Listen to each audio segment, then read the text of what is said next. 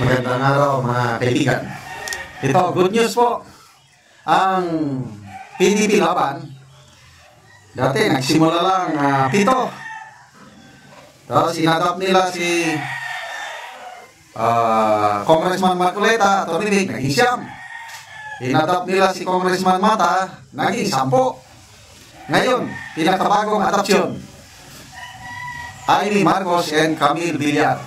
So formal na po na ang PDP laban naging Duterte 12. Samantalang ang alyansa, isa-isa, alisan, isa-isa. Okay, so ito, KP2 na post.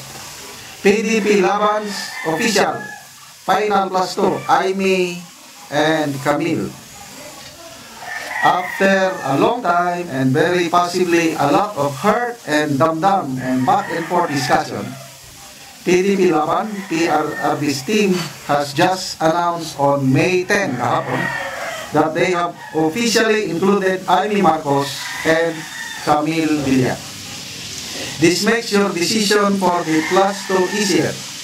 You can breathe a sigh of relief that the decision has been made for the 30 supporters who weren't sure.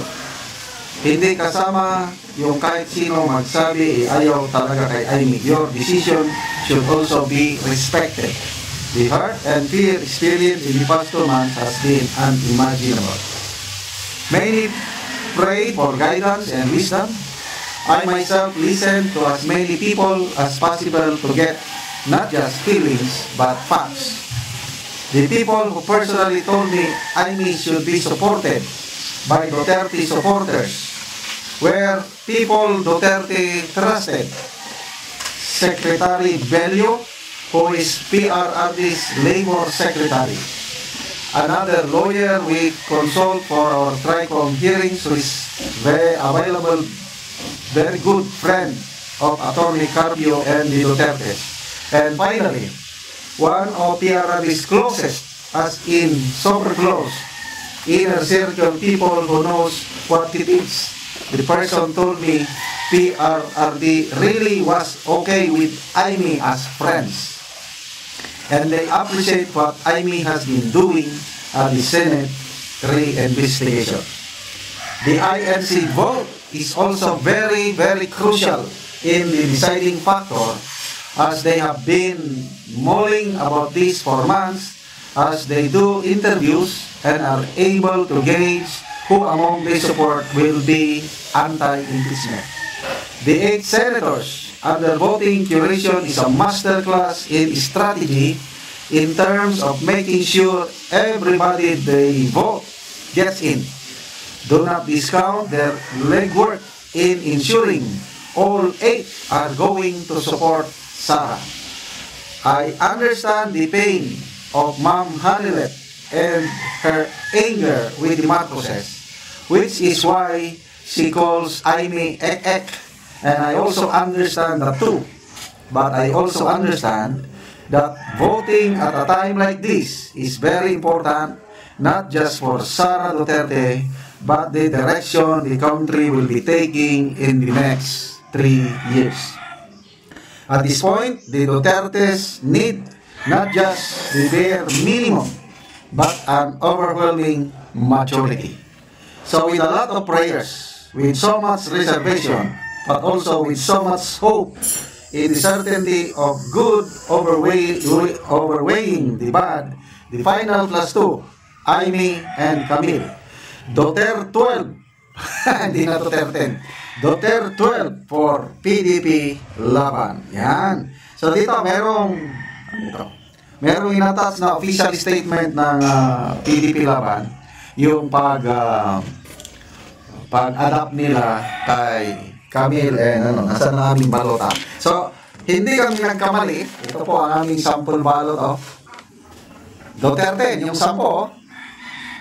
Number 36, Amy Marcos. Number 66, Camille Villar. Noong una, ayaw ko kay Amy. Kasi nga Marcos siya. Kaya lang, nung inendorso siya ni Bibi Sara, kinalimutan ko na yung bias ko kay Amy. yung tiwala ko kay VP Sara ang nanig. Ganon din kay Villar. Ayaw ko siyang iboto. But let's trust VP Sara. Let's trust PRRD. Let's trust PDP. Kaya sana yung nagdadalawang isip pa, baka pwede nyo pang isama Villar and ID. Kung ayaw nyo naman, okay lang. Wala pong pilitan. Huwag na tayong magtalo kung ayaw ninyo. But remember, ang overall objective natin is si VP Sara mananalo sa kanyang impeachment trial dahil ang pinaglalabanan talaga is yung 2028. Gusto nyo ba na hindi na makatakbo si VP Sara as President by 2028? Yun ang tanong. Kung gusto nyo na ayaw na siyang makatakbo, huwag nyo nang botohan si Villar at Amy. Gusto nyo ba magpresidente ang isang Speaker Martin Romualdez sa 2028? If your answer is yes, huwag nang botohan ang Camille Villar and Amy Marcos. Ganun lang yun.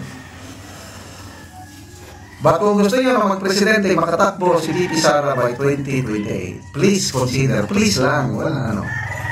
Kung ayaw nyo naman, ulitin ko, okay lang. Kaya lang, ako nagpapasalamat ako. Let's learn from our brethren from the Iglesia ni Cristo. Ang laking bagay para sa akin itong endorsement nila na yung 8.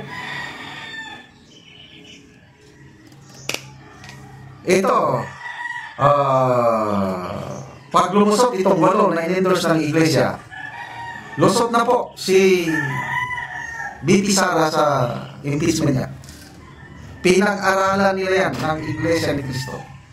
Bakit isinama si Bong Revilla? May rason sila. Just trust the leadership of Iglesia. Bakit isinama nila si Bam Aquino? Again, just... So, kung ayaw nyong iboto si Bam Aquino, okay lang. Kung ayaw nyong iboto si Bong Revilla, okay lang. Huwag na natin... Ako, hindi ko sila botohan. Kasi 12 na ako, ito na. Kaya lang, pinag-aralan ng Iglesia yung winnability.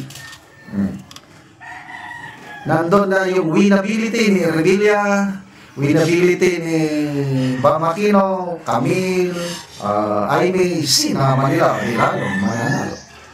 So, yung 8 na inendorso ng Iglesia, pag manalo sila lahat, tanong, susuportahan ba nila ang impeachment ni VP Sara? I-acquit ba nila si VP Sara? Kung ako inyong tatanungin, resounding yes. Kaya, panalo na po si VP Sara. It's just a matter of days. May 12 ng gabi, may 13.